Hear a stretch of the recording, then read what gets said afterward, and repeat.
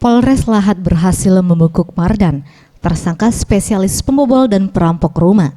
Penangkapan dilakukan di kawasan Kelurahan Talang Jawa Selatan, Kota Lahat.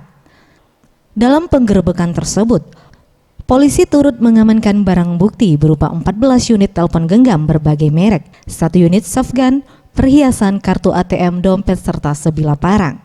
Berdasarkan keterangan polisi, tersangka melakukan perlawanan dengan cara menghunus parang saat akan ditangkap, sehingga polisi mengambil tindakan tegas untuk menembak tersangka.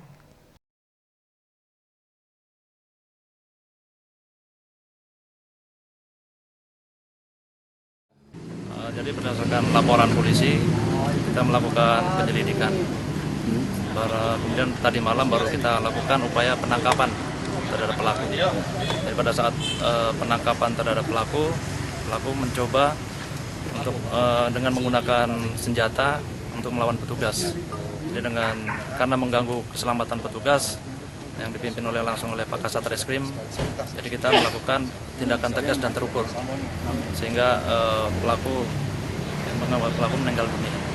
Jadi untuk barang bukti setelah kita geledah di rumahnya, ternyata banyak ditemukan handphone, kemudian dompet-dompet dari korban. Dan setelah kita cross check, ternyata adalah 10 laporan polisi yang tersebar di wilayah hukum Polres Lahat. Berdasarkan data dari pihak kepolisian, setidaknya terdapat 10 laporan polisi terkait kasus perampokan yang diduga dilakukan oleh tersangka. Polisi menghimbau bagi masyarakat yang merasa kehilangan karena kasus perampokan dapat mendatangi kantor polisi untuk melihat sejumlah barang bukti yang berhasil diamankan. Zulfikri, Sriwijaya TV.